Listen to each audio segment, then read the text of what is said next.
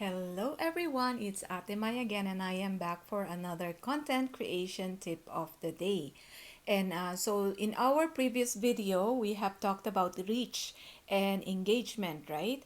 So today naman, pag-uusapan natin or we are going to dive into understanding yung about Facebook algorithm naman. So, base sa research ko, there are at least 5 factors na nakakaapekto sa algorithm ni Facebook. So, aralin natin isa-isa. Number 1, content type relevance. So, when it comes to content, ang mas pini-favor daw ng algorithm is yung original content. So, meron akong post last night, sabi ko, mag-comment kayo sa baba and isa-isa, bibisitahin ko yung bahay ninyo. At karamihan ng mga nabisita ko, nakita ko talaga, most of their contents are shared content.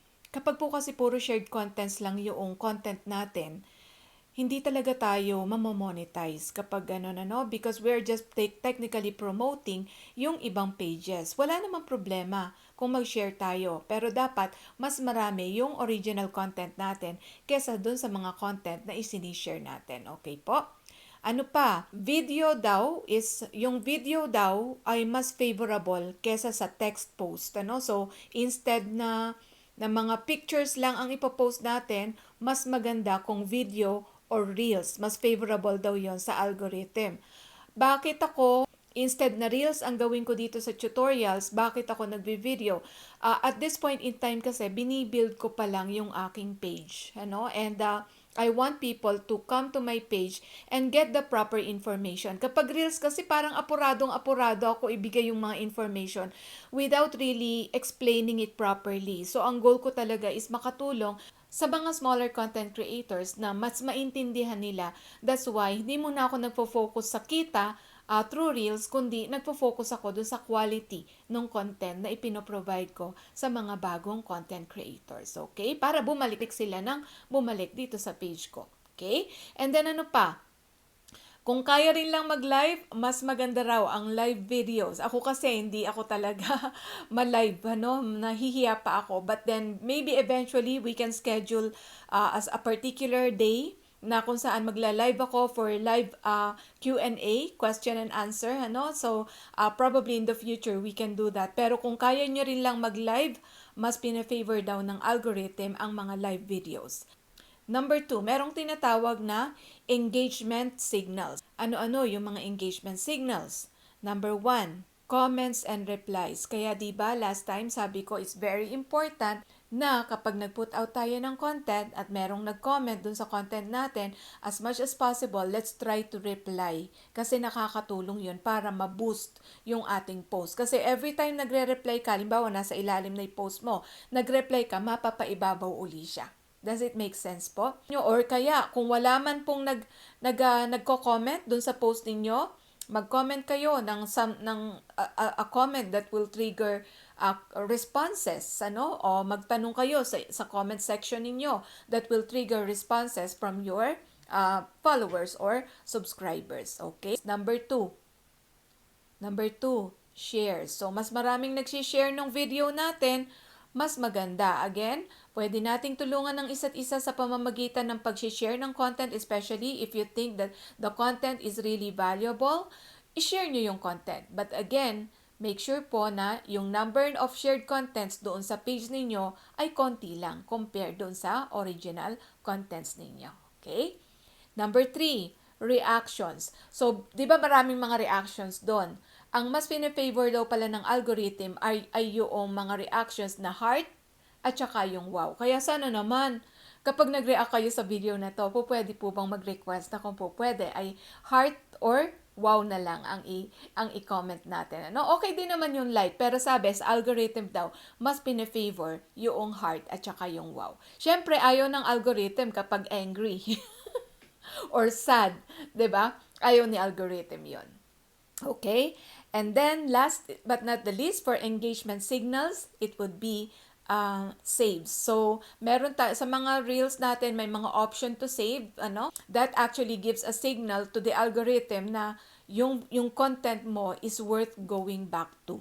So, the more people na nagsasave ng content ninyo, mas maganda. So, if you find this content na helpful, save it. Yung mga tutorials ko po, isave ninyo. This is the reason why evergreen contents are worth diving into. Kasi most evergreen contents, yan yung mga binabalik-balikan ng tao, no? So, like for example, ako, itong mga content creation tips ko, napapansin ko dati iilan lang yung mga views.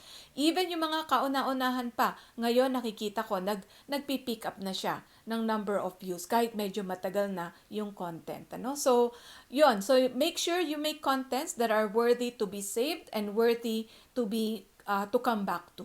Okay? Number three na factor na nakakaapekto sa algorithm is user behavior. So, for example, yung mga past interactions, halimbawa maraming nag-interact sa page ninyo. Kapag nag-upload kayo uli, ipa-prioritize niyang ipakita yan dun sa mga previous na tao na mga nag-engage sa inyo. Kaya mapapansin ninyo, yung mga post ng mga kamag-anak natin, yung mga kaibigan natin, di na natin masyadong nakikita. Why? Kasi mas nag-interact na tayo sa mga kapwa content creators natin. Okay? So, past interaction, isa yon. Next, time spent on content. Gaano ba katagal sila nag-i-spend dun sa content mo? For example, itong video ko, pinanood nyo lang ba yung first 30 seconds or most of you tinatapos nyo hanggang dulo because you find the video helpful or you find the video valuable, 'di ba? So, kung halimbawa, ang content ninyo is something that's not that interesting, sa una pa lang magsuswipe away na yung tao, 'di ba? So just make sure na when you are posting something, magi-stay sila at papanoorin nila hanggang dulo yung content ninyo. Okay? Next one sa user behavior is click-through rate. So ibig sabihin, 'di ba, lumalabas yung mga different content sa page natin. Yung iba, dadaan lang sa iyo, pwede mo na siyang panoorin or pwede mo na siyang basahin.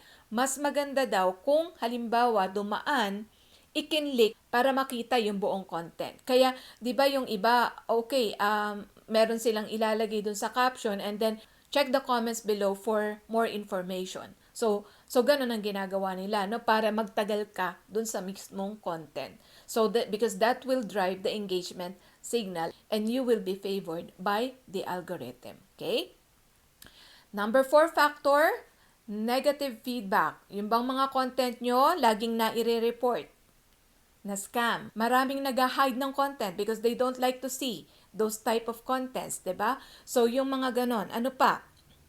Clickbait or engagement post, So halimbawa, nag-create ka ng post para lang i-clickbait, sasabihin mo namatay na si ganito.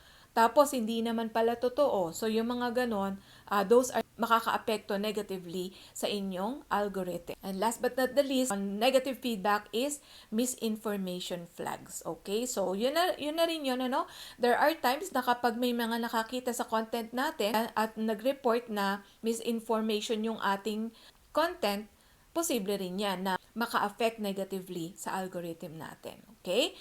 And the fifth factor is Facebook Reels algorithm. Ano-ano ba yung mga nakakaapekto sa algorithm ng Reels natin? Number 1, completion rate. Kapag ba pinanood nila yung ating Reels, pinapanood ba nila hanggang dulo? Or nagsuswipe away na rin sila? Number 2, rewatch rate. Kaya yung iba, ang ginagawa nila, meron silang sasabihin sa una and then yung pinaka-importanting content, ilalagay nila sa dulo and then end na. So, ang gagawin mo ngayon, papanoorin mo uli yung iba, ini-screenshot para mabasa nila ng matagal yung importanteng content. Maganda yun. It's a good strategy to boost yung rewatch rate. But if you are trying to provide value, especially for tutorials, huwag mong gagawing mabilis, kawawa naman yung tao. 'Di ba? Yun nga mabilis, yun nga mabagal, ang hirap na sundan ng tutorial. Tapos gagawin mo sa Reels ang bilis-bilis, di kawawa naman, 'di ba? O kaya halimbawa, yung Reels, merong mahabang kwento or text. Ginawa ko 'to one time. Mahabang kwento or text, magtatagal sila doon sa content mo kasi kailangan nilang tapusin lahat 'yon. Or yung iba naman, mabilis lang para paulit-ulit nilang papanoorin. Karamihan dito yung mga funny contents na isini-share and then nire-rewatch pa ulit-ulit kasi nakaka-happy talaga, 'di ba? So 'yon, ano pa? Sound usage. Yung mga trending sounds, nakaka-apekto din 'yan.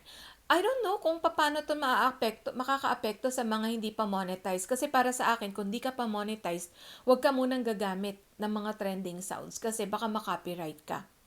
So, pero kung monetized ka na, ako, gumagamit na ako ng mga trending sounds. Kasi nakaka-boost yon ng algorithm. Ano? Or anything that is trending, nakaka-boost ng algorithm. And last but not the least, captions and subtitles. So, depende sa caption natin, make sure that the caption is engaging. Make sure that the caption is something that will entice interest dun sa mga viewers natin.